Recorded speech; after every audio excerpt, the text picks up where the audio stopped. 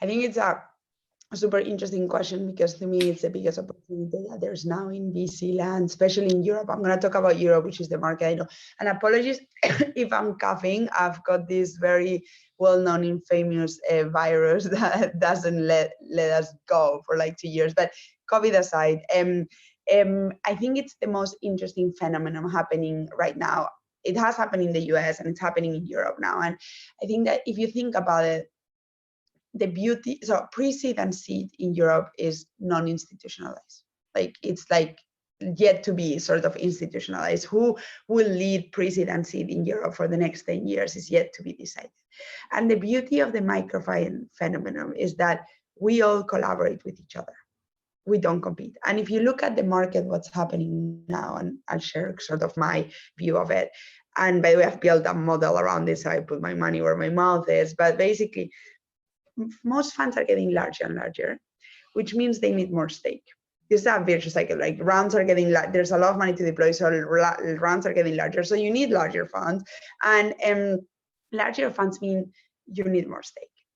Why? Because if you look at the economics of a fund, if I have a 15 million fund like Cocoa, and I have 1% ownership at exit, I need a company to be $1.5 billion in outcome for me to make $15 million, i.e. for me to return the fund, which is what I look for when I make an investment.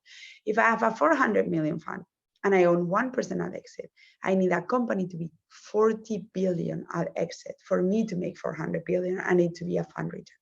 The likelihood of a company to be 40 billion at exit versus 1.5 billion is very different, right? So what can I do as a 400 million fund?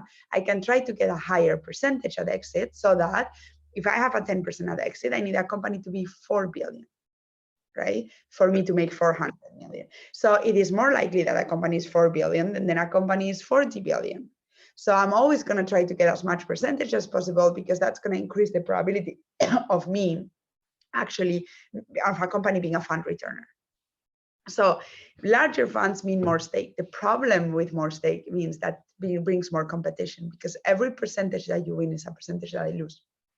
And I'm going to fight for every percentage with my life, because the probability of it to be a fund returner depends on that stake.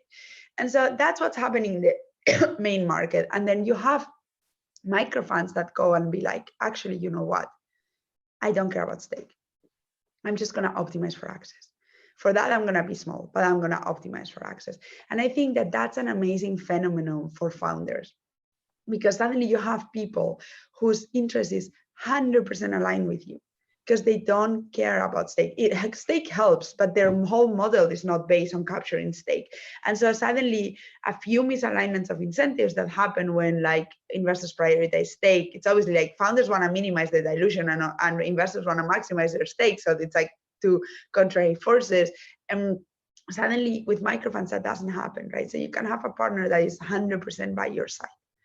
And then from a returns perspective, it is very, very interesting, not in absolute amount deployed, because microfunds are so small that they don't allow you to deploy larger amounts of capital, because in 15 million fund as an LP, you're going to be able to put $1 million, $1.5 million, no more. But in terms of returns of that capital invested, it is unparalleled compared to a 400, 800 million, 1.5 billion fund. Why? Because of the same dynamics that we explained. It is much harder, it is easier or more likely to believe that you're going to be invested into a lot of companies that are going to be $1.5 billion, so you're going to be able to return the fund multiple times, than to believe that you're going to find many companies that are going to be 40 billion. Especially because, given that I don't care about stake, I don't win or lose a deal. I can optimize for being into every deal that I want.